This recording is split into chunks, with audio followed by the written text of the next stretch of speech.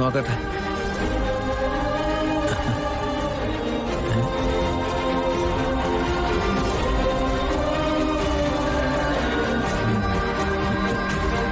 രണ്ടുപേരും തമ്മില് എന്തൊരു ചേർച്ചയാണല്ലേ ഗോപാലേട്ടാ. ഇതൊക്കെ ദൈവത്തിന്റെ ഒരു കണക്കൂട്ടലാന്നേ.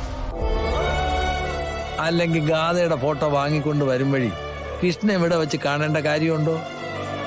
കൃഷ്ണയുടെ ഫോട്ടോ എടുക്കേണ്ട കാര്യമുണ്ടോ? ഇത് ചേരേണ്ടതിനെ ദൈവം ചേർത്ത് വെച്ചതാ.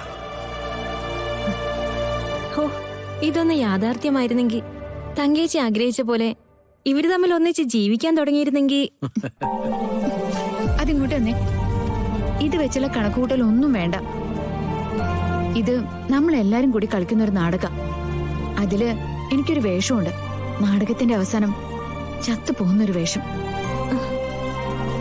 ഗോപാലമ്മ ഇവിടെ ഇരുന്നേ, ഞാൻ പോയി ഈ ബില്ല് കാണിച്ച് ശരിയാക്കിയിട്ട് വരാം. ഇങ്ങോട്ട് തന്നെ. ശരി, ഞാൻ സമ്മതിച്ചു.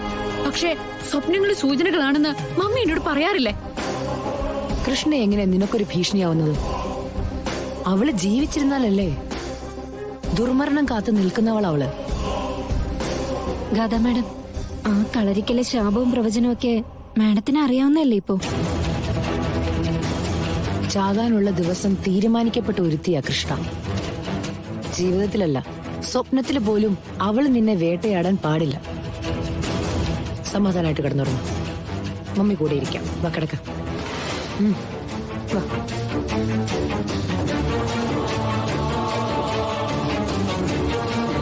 പറയിക്കോ.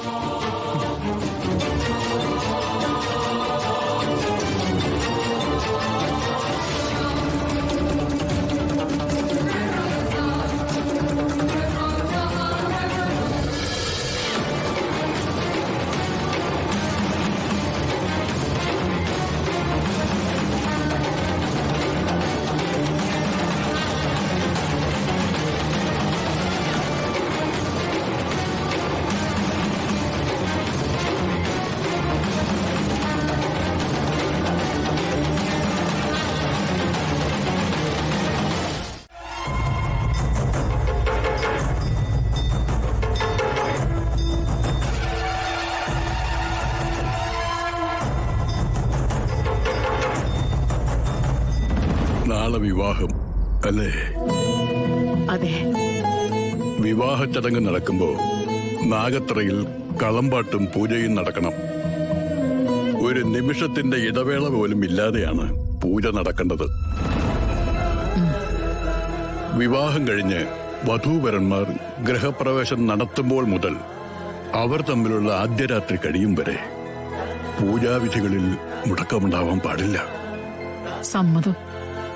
മനസ്സുരുകിയുള്ള പ്രാർത്ഥന, ഓരോ ചുവടുകളിലും ഉള്ള ശ്രദ്ധ, കൈവിടാതെയുള്ള ഭക്തി, ഇതൊക്കെയാണ് വേണ്ടത്. ചോദിക്കുന്നത് പേടികൊണ്ടാണ്. ഈ പറയുന്നതൊക്കെ പാലിച്ചു കഴിഞ്ഞാ ഫലം നിശ്ചയം. എത്രയോ മുമ്പ് നമ്മുടെയൊക്കെ വിധി എഴുതപ്പെട്ടതാണ്. അതിലേക്ക് നമ്മൾ എത്താൻ വഴി ഒരുപാട് നടക്കേണ്ടി വരുമെന്ന് മാത്രം. ഇപ്പോ എല്ലാ ചുവടുകളും ലക്ഷ്യസ്ഥാനത്തേക്കാണ്. വിവാഹം മംഗളമായി നടക്കട്ടെ. ജഗദീശ്വര രക്ഷിക്കണേ.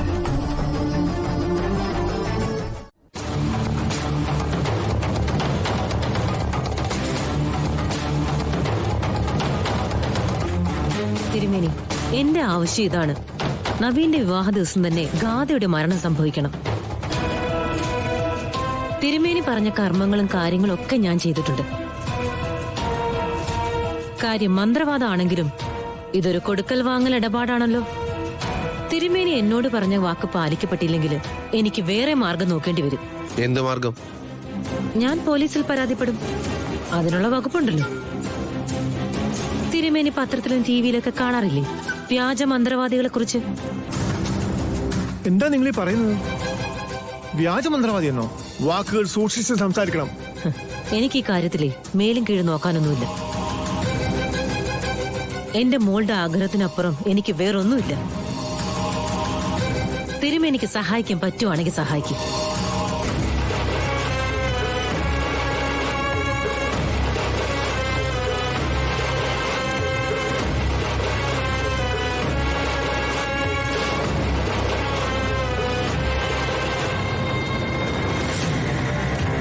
അതെ തിരുമേനി, ഇവരൊരു ബാധ്യതയായല്ലോ. ഇവര് നിശ്ചയിക്കുന്നത് പോലെ ഗ്രഹനിലകൾക്ക് മാറാൻ പറ്റുമോ? ഇത്രയും കാലത്തെ ജീവിതത്തിനിടയില് കളങ്കമൊന്നും ഉണ്ടായിട്ടില്ല.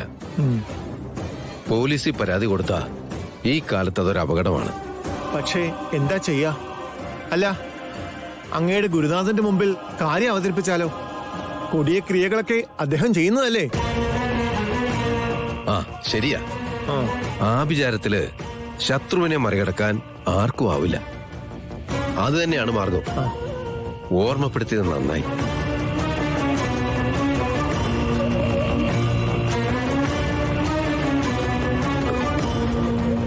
എന്റെ ഗുരുനാഥനുണ്ട്, സത്യമൂർത്തി.